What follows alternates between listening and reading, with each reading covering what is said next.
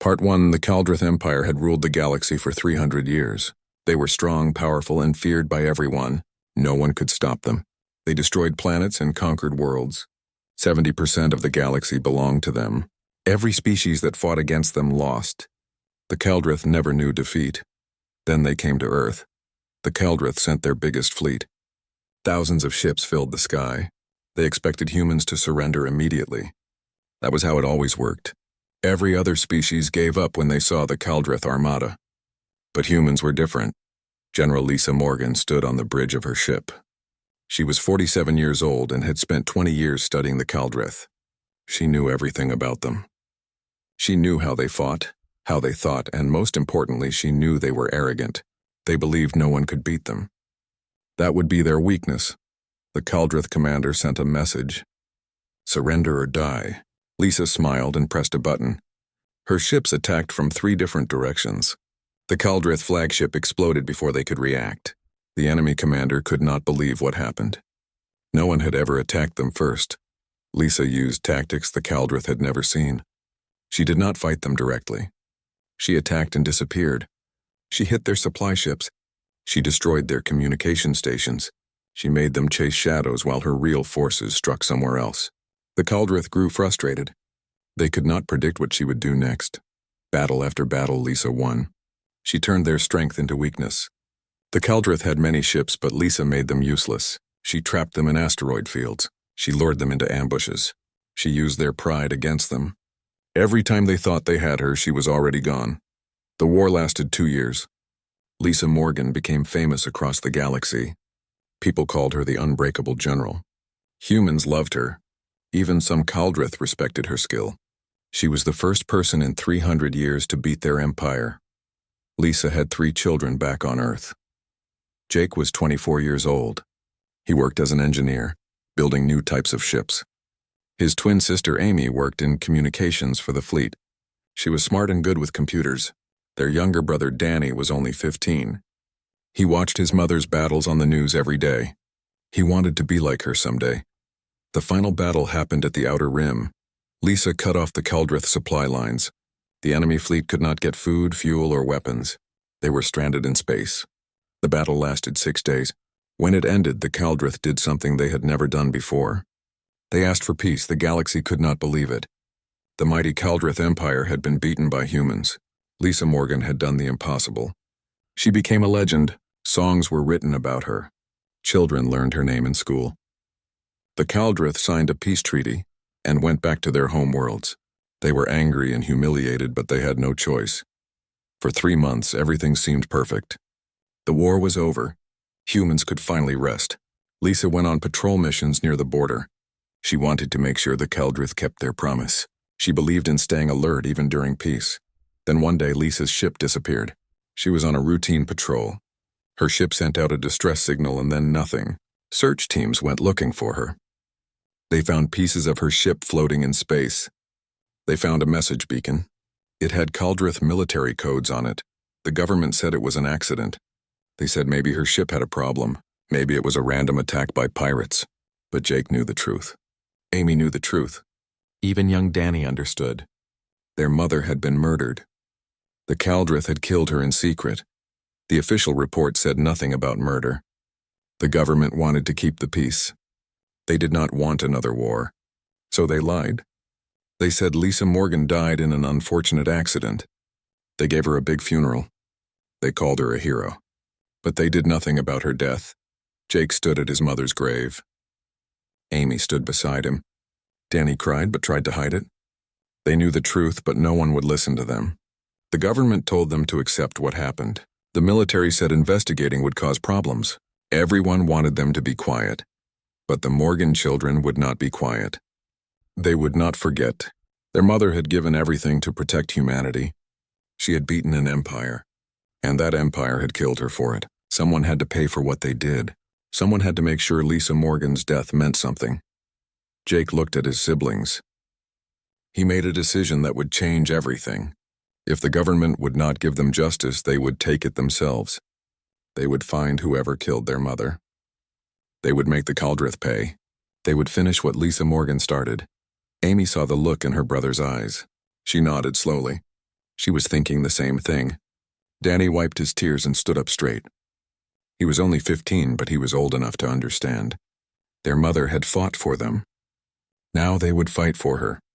The three siblings left the graveyard together. They did not talk about their plan. They did not need to. They all knew what had to be done. The Kaldrith Empire thought they could kill Lisa Morgan and get away with it. They thought humans would be too afraid to do anything. They thought wrong. Lisa Morgan had broken an empire. Her children would destroy it completely. The Kaldrith had made a terrible mistake. They had killed a general. But they had created something much more dangerous. They had created three people with nothing to lose and everything to fight for. The galaxy would soon learn a new lesson.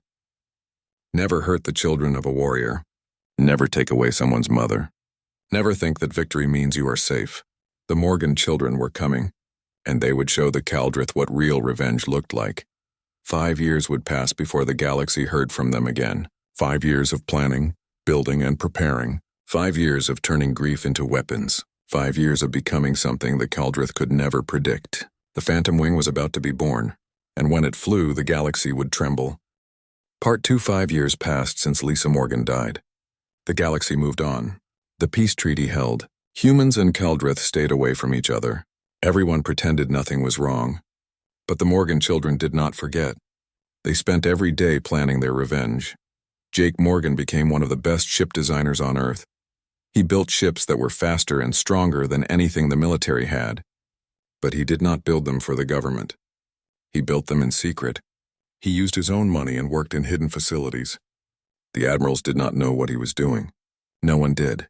Jake designed 3 special ships. They were small and quick. Each one needed only one pilot. The ships had powerful weapons and advanced computers. They could disappear from radar. They could fly through dangerous areas without being detected. Jake built these ships for one purpose: to hunt Kaldrith. Amy Morgan left the military after their mother died. She could not work for people who lied about the murder. Instead, she joined a private intelligence group.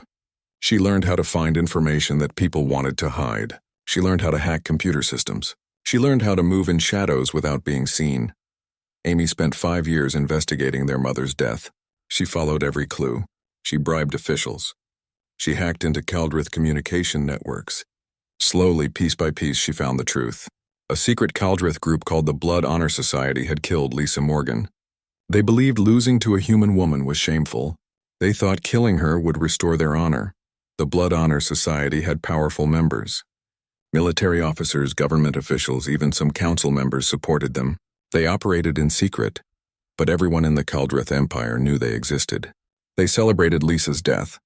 They called it justice. They wanted to kill more humans, but the peace treaty stopped them. Amy showed her findings to Jake. They told Danny, who was now 20 years old. Danny had just graduated from the Naval Academy. He was the best student in his class. He could fly any ship and shoot better than anyone else. He had trained every day for 5 years. He made himself into a weapon.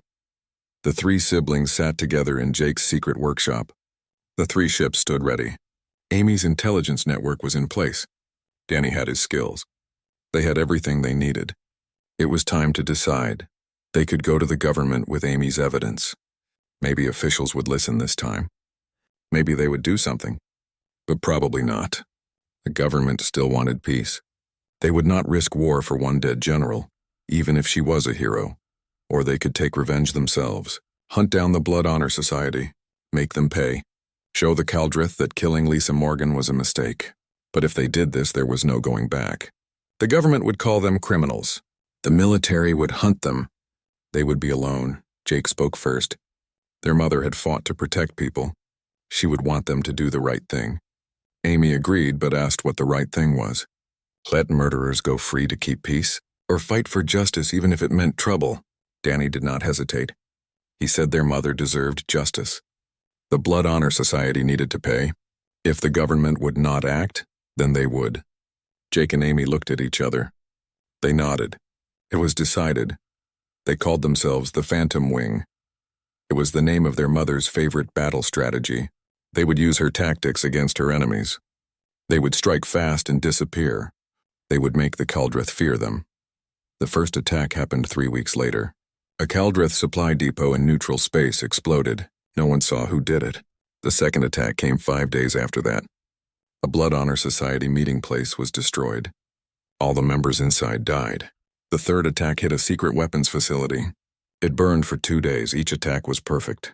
No mistakes. No witnesses. The Caldrith knew humans were responsible, but they could not prove it. The attacks felt familiar. They reminded Caldrith commanders of someone. Of Lisa Morgan. Earth's government panicked. They knew the Morgan siblings were responsible. They issued arrest warrants. They sent ships to find them. But Jake, Amy, and Danny stayed hidden. They moved between safe houses. They used fake identities. They were always 3 steps ahead. The Caldrith Empire was furious. The Blood Honor Society demanded action. They wanted to hunt down the Morgan children and kill them. The Caldrith Council agreed. They sent their best hunters, elite warriors with advanced technology. They would find the siblings and end this problem. But the Morgan children wanted the hunters to come. They wanted the Blood Honor Society to send their best people, because that made them easier to find. Amy tracked the hunters. Danny lured them into traps. Jake provided the weapons to finish them. One by one, the hunters died. Each dead hunter carried a message. The Phantom Wing left notes on their bodies. Simple words. For Lisa Morgan, the Caldrith understood. These were not random attacks. This was personal. This was revenge. 6 months passed. The Phantom Wing hit 20 targets. They destroyed military bases, weapons factories, and Blood Honor Society hideouts. They killed over 100 Caldrith warriors. The Empire had not suffered this many losses since the war. People began to panic. Some Caldrith wanted to attack Earth in response. Start a new war.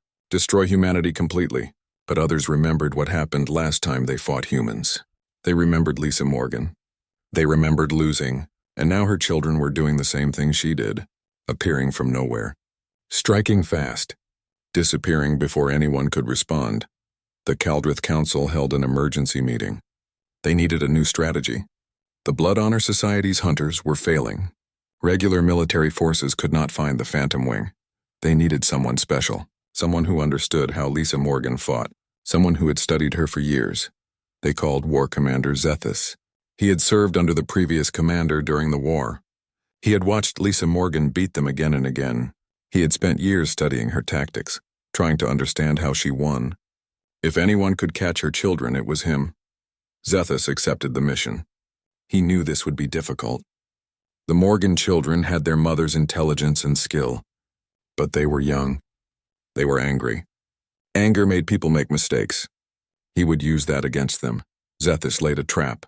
He leaked information about a secret weapons facility on a planet called Corvax Prime. The facility supposedly contained powerful new weapons. He knew the Phantom Wing would want to destroy it. He knew they would come. And when they did, he would be waiting. The Morgan siblings saw the information. They discussed whether it was a trap. Amy said it probably was. Jake agreed. But Danny pointed out something important. Even if it was a trap, they could not ignore it. If the facility was real and they did nothing, the Caldrith would have weapons to use against humans. They decided to go. All 3 of them together. They would be careful. They would watch for ambushes. They had survived this long by being smart. They would survive this too. They climbed into their ships and headed toward Corvax Prime. They did not know that Zethus had hidden an entire battle group around the planet. 50 ships waited in stealth mode.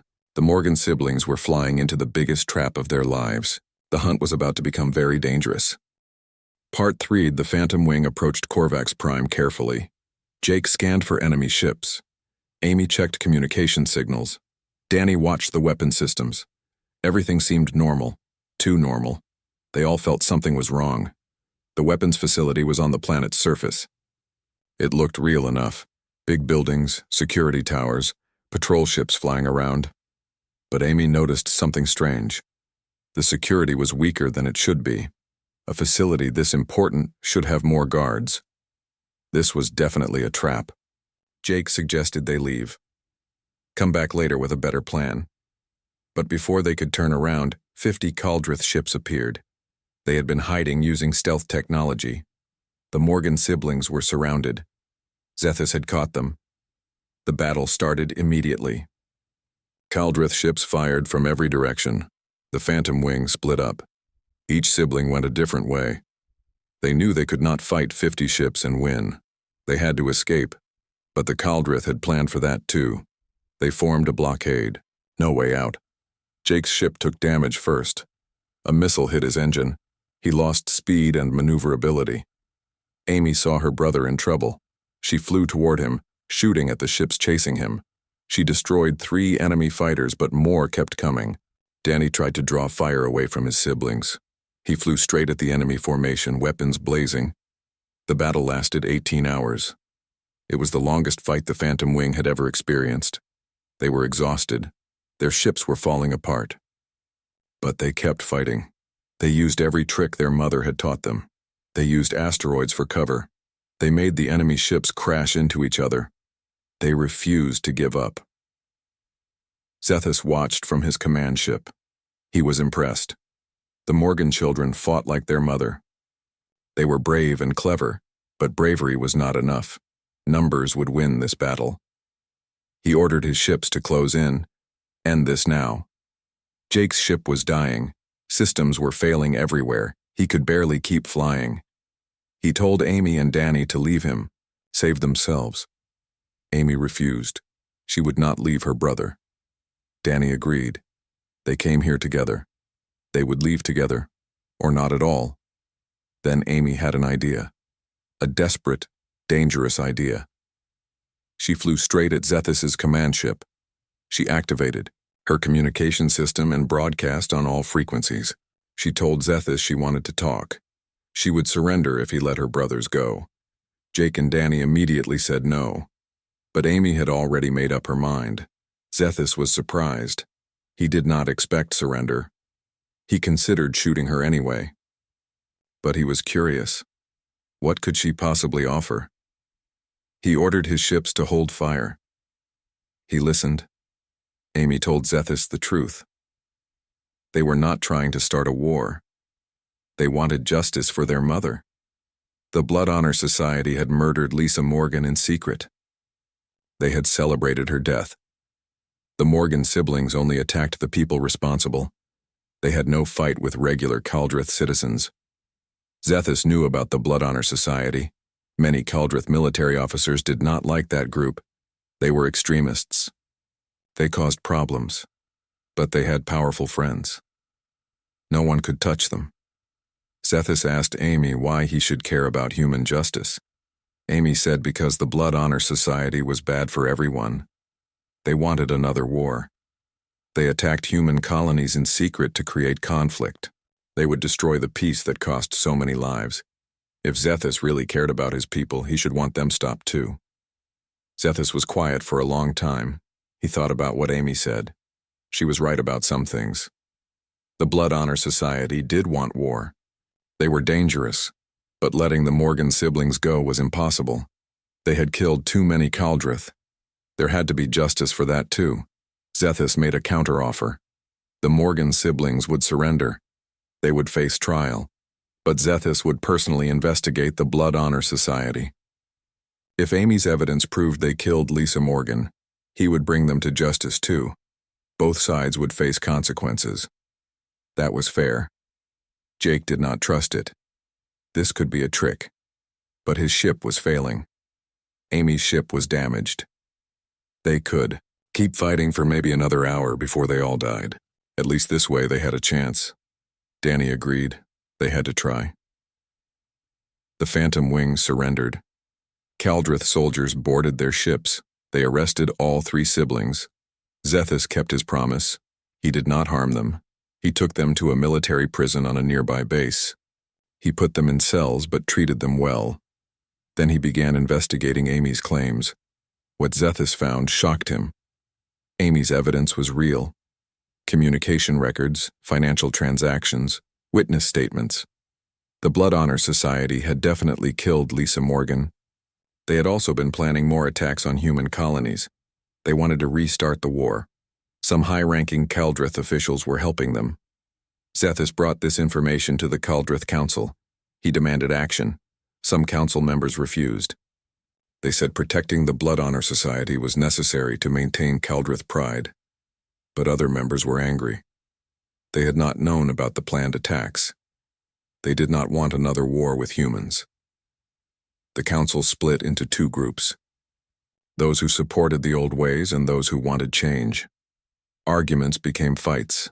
Fights became violence. The Kaldrith Empire began tearing itself apart from the inside.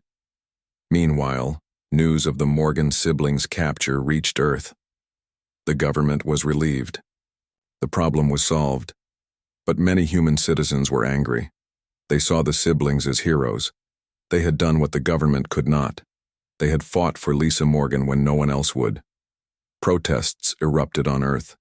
People demanded the government rescue the Morgan children. Some wanted to attack the Kaldrith and take them back by force. Others wanted diplomatic negotiations. Everyone agreed that leaving them in Kaldrith hands was wrong. The government tried to calm everyone down, but it was not working. In his cell, Jake talked to his siblings. They had failed. Their mission was over. The Blood Honor Society still existed. Their mother's death was still unpunished. Amy disagreed. They had succeeded in a different way. The truth was out now. Both humans and Kaldrith knew what the Blood Honor Society had done. That was worth something. Danny asked what would happen to them now. Would the Kaldrith execute them? Would Earth negotiate for their release? Nobody knew. They could only wait and see. Zethus visited them 3 days later. He had news. The Kaldrith Council had made a decision. The Morgan siblings would stand trial, but so would the Blood Honor Society leadership. A neutral court would judge both sides. Humans and Kaldrith would both have representatives. Justice would be served properly this time. Jake asked why Zethus was doing this. Why help them? Zethus said because Lisa Morgan had been a worthy enemy. She had beaten them fairly. She deserved better than murder, and her children deserved a chance to prove their case in court rather than dying in prison. The trial would take place on a neutral space station. It would take months to prepare. Until then, the Morgan siblings would remain in custody, but Zethus promised they would be safe. He gave his word as a warrior, and unlike the Blood Honor Society, Zethus believed in honor. The siblings accepted this. They had no choice. But at least now there was hope. Hope for justice. Hope that their mother's death would finally be acknowledged. Hope that the Blood Honor Society would pay for their crimes. Earth's government reluctantly agreed to the neutral trial. They sent lawyers and diplomats to represent humanity. The Kaldrith sent their best legal experts. The whole galaxy watched. This was the most important trial in centuries. It would determine whether justice existed between species or whether might still made right. The Morgan siblings sat in their cells and waited. They had started this journey looking for revenge. Now they were going to get something else. A trial. A chance to tell the truth. A chance to change things. Maybe that was better than revenge. Maybe that was what their mother would have wanted. They would find out soon enough. The trial was about to begin, and the galaxy held its breath. Part 4. The neutral space station floated in unclaimed territory. It belonged to neither humans nor Kaldrith. The station was built specifically for this trial. Representatives from both species worked together for the first time since the war. It was strange seeing humans and Kaldrith cooperating instead of fighting. The trial began 6 months after the Morgan siblings surrendered. The courtroom was huge. Judges from 5 different neutral species sat at the front. Human lawyers sat on one side. Kaldrith lawyers sat on the other. Cameras broadcast everything across the galaxy. Billions of beings watched. The charges against the Blood Honor Society were serious. Murder, conspiracy, attempting to start a war, and terrorism. 15 members of their leadership sat in a special section. They looked angry and proud. They did not think they had done anything wrong. They believed killing Lisa Morgan was justified. The charges against the Morgan siblings were also serious. Vigilante justice, unauthorized military action, theft of military equipment, and killing over 100 Kaldrith soldiers. Jake, Amy, and Danny sat together. They looked tired but determined. They knew they had broken laws, but they also knew they had good reasons. The prosecution went first. They presented evidence of all the attacks the Phantom Wing had carried out. Videos of destroyed bases, lists of dead Keldrith soldiers, financial records showing how much damage the siblings had caused. The evidence was overwhelming. The Morgan children had definitely committed crimes. Then the Blood Honor Society's crimes were presented. Amy's 5 years of investigation became public. Communication records showing them planning Lisa Morgan's assassination. Messages celebrating her death. Plans for future attacks on human colonies. Proof that high-ranking Keldrith officials had helped them. The evidence was clear. They had murdered Lisa and tried to restart the war. The courtroom was silent. Everyone understood now. Both sides had done terrible things. Both sides had reasons they thought were good. But reasons did not erase crimes. Justice was complicated. The defense lawyers for the Morgan siblings argued that their clients had acted to prevent war. The Blood Honor Society was planning more attacks. Earth's government refused to investigate. Someone had to stop them. The siblings did what was necessary to protect innocent lives. The Blood Honor Society's lawyers argued differently. They said killing Lisa Morgan was justice for the shame she brought to the Keldrith Empire. She had humiliated them. She had destroyed their reputation. They had every right to defend their honor. The attacks on human colonies were defensive measures against human aggression. Then the witnesses testified. War Commander Zethus took the stand. He described finding the Morgan siblings at Korvax Prime. He explained why he had started investigating Amy's claims. He said the Blood Honor Society was dangerous to both species. They did not represent true Keldrith values. They were extremists who would destroy everything for pride. Human military officers testified about Lisa Morgan. They described her as a brilliant general who always tried to minimize casualties. She fought to defend Earth, not to destroy the Keldrith. She would have wanted peace, not endless revenge. She would not have approved of what her children did, but she would have understood why they did it. Keldrith citizens testified about the Blood Honor Society. Many had lost family members to their schemes. The society had purged anyone who disagreed with them. They had terrorized their own people in the name of honor. Regular Keldrith citizens wanted them stopped just as much as humans did. The trial lasted 3 months. Every day brought new evidence, new testimony, new revelations. The galaxy learned things that had been hidden for years. Both species had secrets they did not want exposed. Both sides had done things they were not proud of. Finally, the closing arguments came. The prosecutor asked for maximum sentences for everyone. The Blood Honor Society should spend life in prison for murder and terrorism. The Morgan siblings should spend decades in prison for their vigilante campaign. Justice required punishment. The defense lawyers disagreed. They asked for understanding. The Morgan siblings had been driven by grief and a desire for justice that no one else would provide. The Blood Honor Society, while wrong, had acted from a genuine belief in their culture's values. Both sides deserved mercy, not harsh punishment. The judges deliberated for 2 weeks. They considered everything they had heard. They discussed the complicated moral questions. Was revenge ever justified? Could murder be excused by cultural beliefs? Where was the line between justice and vengeance? These were not easy questions.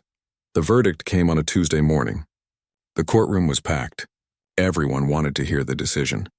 The head judge, a member of a species known for wisdom, stood to speak. The room became completely silent. The Blood Honor Society leadership was found guilty of murder, conspiracy, and terrorism. They were sentenced to life imprisonment. They would serve their time in a special facility built and operated jointly by humans and Keldrith. They would never be free again. The courtroom erupted in noise. Some cheered.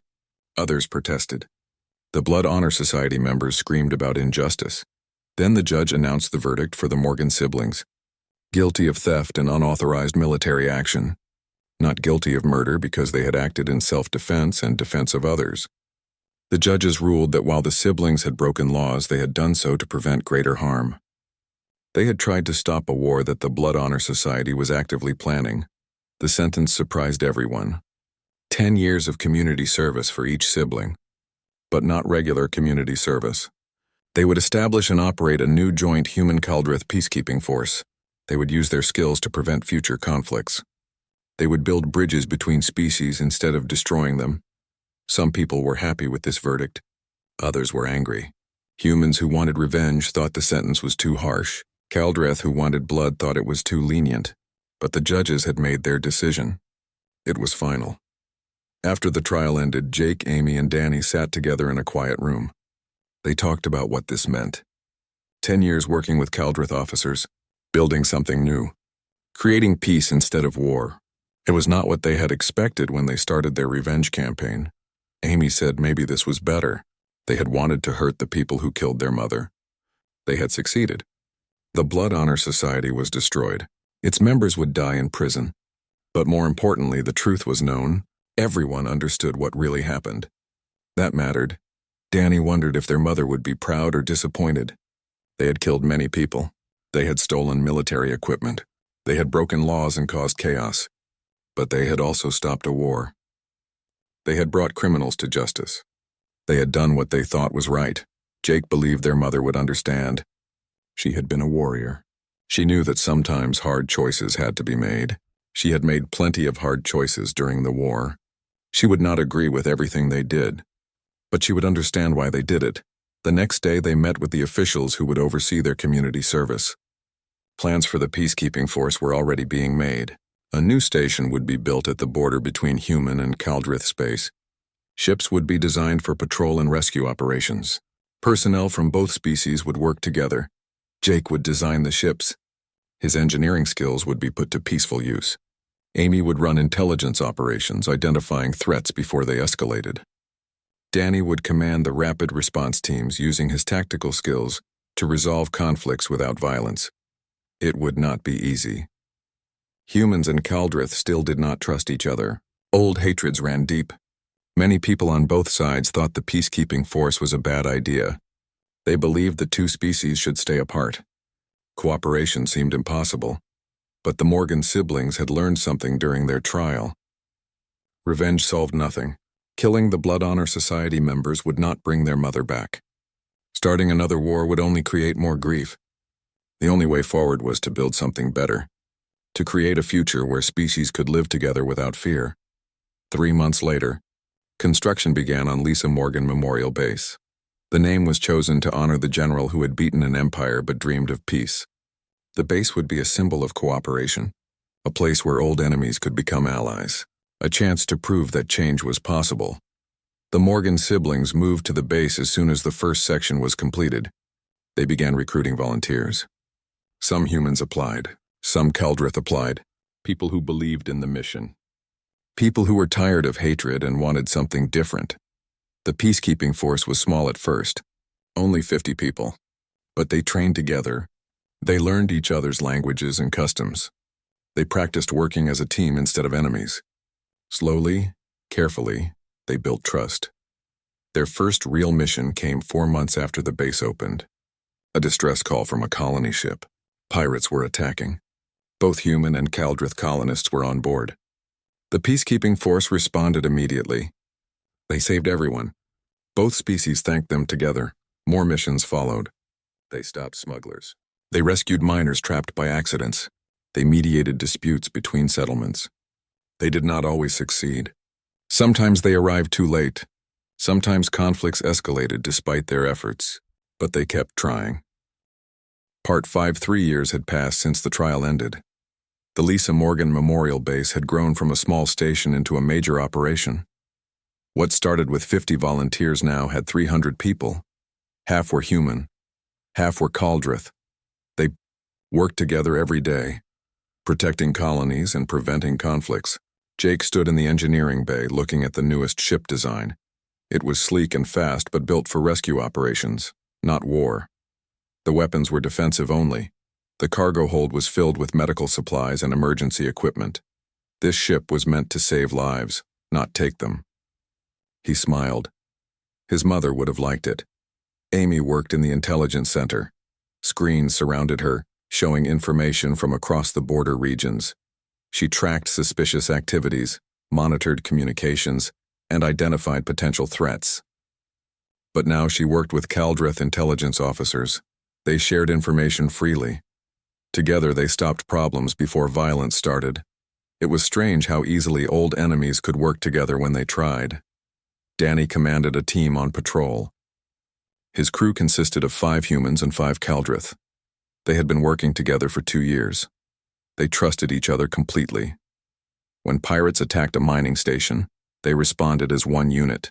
No hesitation, no conflict, just professionals doing their job. They saved everyone and captured the pirates without anyone dying. The peacekeeping force had earned respect. At first, many people doubted them. How could humans and Kaldrith work together? The hatred was too deep, the wounds too fresh. But the force proved them wrong. Mission after mission, they showed that cooperation was possible. Slowly, attitudes began to change. Not everyone was happy about it. Some humans still hated all Kaldrith. Some Kaldrith still viewed humans as enemies. There were protests. There were threats. Someone even tried to bomb the base once, but the attack failed and the bomber was caught. Both human and Kaldrith security stopped him together. The force grew stronger from the challenge. On the anniversary of their mother's death, the three siblings gathered in the memorial hall. A holographic image of Lisa Morgan stood in the center. She was wearing her general's uniform, smiling at something off camera. The image was from a video recorded during the war. She looked strong and confident. She looked alive. Jake spoke first. He talked about how strange life had become. 3 years ago they were criminals, running from the law, seeking revenge. Now they were building peace, running a force that protected both species.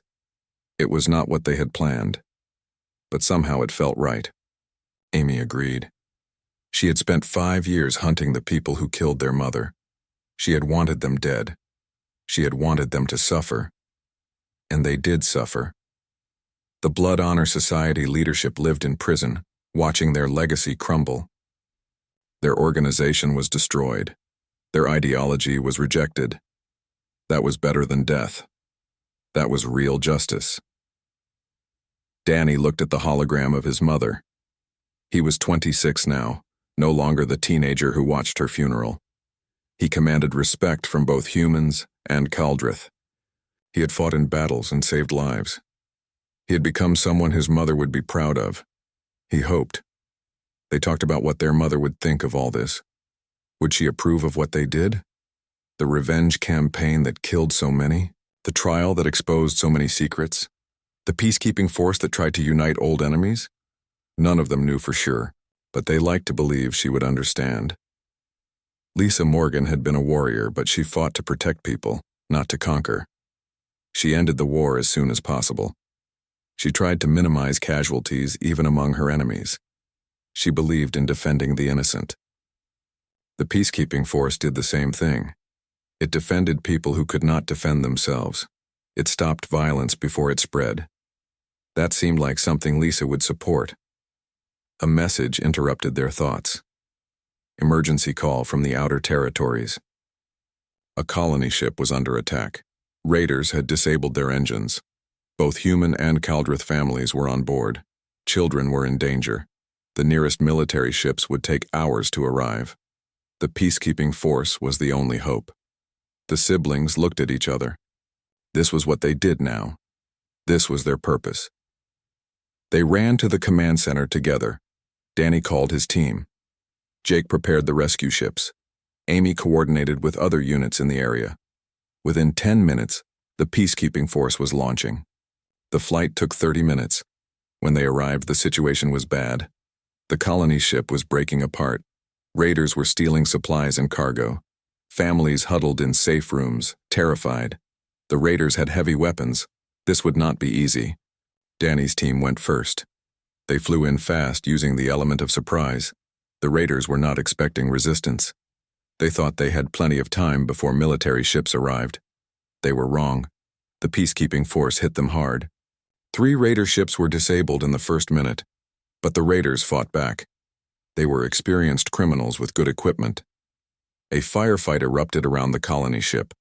The peacekeeping force tried to avoid hitting the ship itself. The raiders did not care.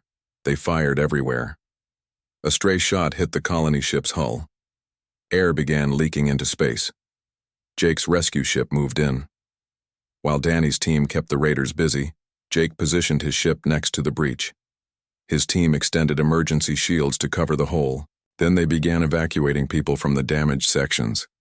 Humans and Kaldrith working together to save humans and Kaldrith. No one cared about species in moments like this. Everyone just wanted to survive. Amy coordinated from the base. She called for reinforcements. She warned nearby stations about the raider activity. She made sure medical teams were ready to receive wounded. She did everything possible to support the rescue operation. Her Kaldrith partner worked beside her, handling communications with Kaldrith vessels in the area. The battle lasted 40 minutes. Eventually, the peacekeeping force overwhelmed the raiders. Some escaped, others were captured. No one from the colony ship died. A few people were injured, but nothing serious. It was a success. Another mission completed. Another group of people saved. The colony ship's captain thanked Danny personally. He was Kaldrith. He shook Danny's hand and said he was grateful that both species worked together now. His family was safe because of that cooperation. His children would grow up in a galaxy where humans and Kaldrith protected each other. That was worth celebrating. Back at the base, the siblings gathered again. This time they were tired but satisfied. They had saved lives today, both human and Kaldrith lives. They had worked with people who were once enemies. They had proven that the peacekeeping force could succeed. It felt good. Jake said this was why they did it. Not for revenge anymore, not even for justice. They did it because people needed protection, because children deserved to grow up safe, because cooperation was better than hatred. Their mother had understood that. Now they understood it too. Amy talked about the future. The peacekeeping force was growing. More volunteers applied every month. More colonies requested their help. More governments recognized their value. In 10 years, maybe there would be multiple bases. Maybe the force would become a permanent part of galaxy security. Maybe humans and Kaldrith would truly learn to trust each other. Danny was less optimistic. He knew hatred died slowly. Some people would always see the other species as enemies. There would be more conflicts, more violence, more people who tried to destroy the peace. The peacekeeping force would have to stay strong. They would have to keep fighting for cooperation even when it seemed impossible. But that was okay. Difficult work was still worth doing. Their mother had done difficult work. She fought an empire when everyone said she would lose. She won because she never gave up. The Morgan siblings would do the same. They would build peace even when people said it was impossible. They would prove the doubters wrong. 7 more years passed. The siblings completed their 10-year sentence. They were free to leave the peacekeeping force, free to return to normal lives, free to finally rest after years of fighting and working. None of them left. They chose to stay. The peacekeeping force was their home now. The work was their purpose. They had started this journey seeking revenge. They ended it building something better, something that would outlast them, something that honored their mother's memory better than any amount of killing could. The Lisa Morgan Memorial Base became famous across the galaxy. It was proof that enemies could become allies, that cooperation could overcome hatred, that the future did not have to repeat the past. Young people from many species came to join. They wanted to be part of something meaningful. They wanted to help build peace. Jake designed a new memorial for the base. A statue of Lisa Morgan stood at the entrance. She was not wearing battle armor. She was not holding weapons. She was reaching out her hand, as if offering help to someone. The inscription read, "She fought so others could live in peace." Amy stood before the statue with her brothers. She thought about everything that had happened. The war, their mother's death, the revenge campaign, the trial, the peacekeeping force. All of it led to this moment, standing together having built something good from tragedy. Danny said their mother would be proud, not of the revenge, not of the violence, but of this, the peace they built, the lives they saved, the bridge they created between species. That was the real victory. That was the real legacy.